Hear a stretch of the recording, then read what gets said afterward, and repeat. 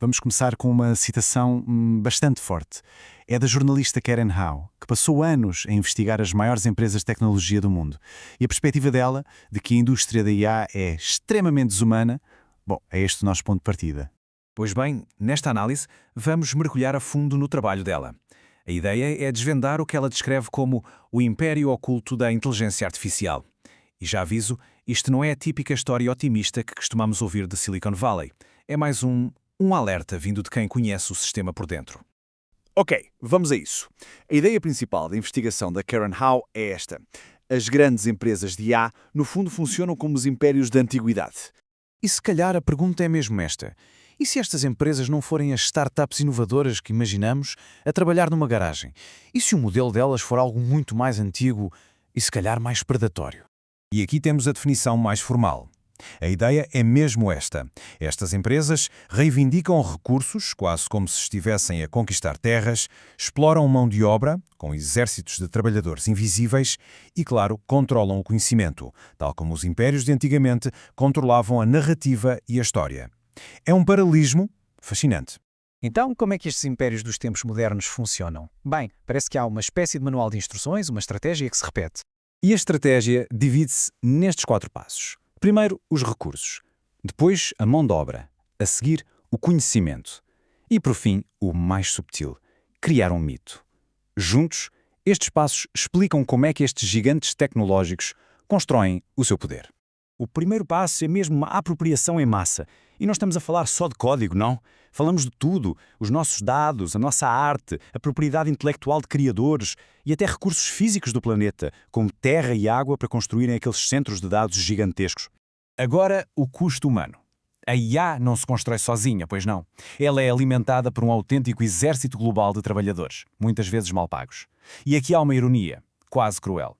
Pessoas que foram despedidas são contratadas para ensinar uma máquina a fazer o seu antigo trabalho. Isto acaba por destruir oportunidades de carreira futuras nessa área. É um ciclo vicioso. O terceiro passo tem a ver com controlar o que se sabe e o que se pensa sobre IA. Como? Contratam-se os melhores cérebros, financia-se apenas a investigação que interessa e, assim, molda-se a conversa toda. E quando surgem vozes críticas ou resultados inconvenientes, como aconteceu com a doutora Tini Djabru, na Google, bom, essas vozes são silenciadas. Certo. Mas como é que se justifica isso tudo? É aqui que entra o quarto e último passo. A criação de um mito. Este exemplo é brilhante para percebermos a criação do mito. Reparem como a definição de inteligência artificial geral, ou AGI, aquela IA superinteligente hipotética, muda conforme a audiência.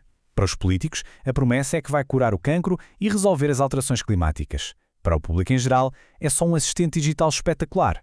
A narrativa adapta-se para servir o objetivo, seja ele evitar regulação ou, claro, vender produtos. Agora, para percebermos bem esta estratégia, vamos olhar para este caso. Em 2015, muito antes da OpenAI ser o que é hoje, o CEO Sam Altman escreveu isto. Parece um aviso terrível, não é? Mas o contexto aqui é tudo. E esta cronologia mostra exatamente o que aconteceu. O Elon Musk andava a dizer que a IA era a maior ameaça existencial. Pouco depois, Sam Altman escreve um post a usar precisamente a mesma linguagem. O resultado? Musk junta-se a ele para fundar e financiar a OpenAI. Ou seja, Altman não estava só a partilhar os seus medos, ele estava a falar diretamente para uma audiência de uma só pessoa. Foi um ato de marketing de criação de mitos absolutamente genial. Claro que este manual de instruções imperial não acontece no vazio. Tem consequências bem reais, tanto para as pessoas como para o planeta. Estes números são impressionantes. Um único supercomputador de IA, como o projeto Stargate da OpenAI, pode vir a consumir 1 gigawatt de energia. 1 gigawatt! Só para se ter uma noção, isto é quase 1/4 da energia que uma cidade inteira como Nova Iorque consome. É uma escala brutal. Portanto, o custo não é só um número abstrato num gráfico. Na prática, significa redes elétricas sobrecarregadas, pressão sobre os recursos de água potável, ar poluído para as comunidades que vivem perto destas instalações e, claro, contas de eletricidade mais altas para toda a gente. Este é o preço que não se vê do tal progresso da IA. Mas a pergunta é, tem de ser assim?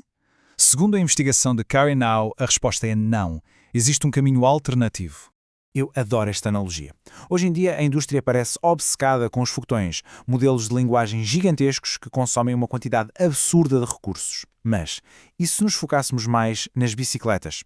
Ou seja, modelos mais pequenos, especializados, como o AlphaFold, que resolvem problemas muito específicos, como prever a estrutura de proteínas, com uma fração do custo e com um benefício para a humanidade que é imenso. E esta é talvez a conclusão mais importante de todas. A crítica não é contra a tecnologia. A IA tem um potencial incrível. O problema é o sistema que se construiu à volta dela. Um sistema extrativo, pouco democrático, que se parece mais com o império do que um ecossistema de inovação saudável. E por isso, terminamos com uma pergunta para a reflexão. Se estamos a construir o futuro com inteligência artificial, quem é que tem o poder de desenhar a planta? Num mundo que vai ser cada vez mais moldado por estes sistemas, a questão de quem os projeta e controla nunca foi tão importante.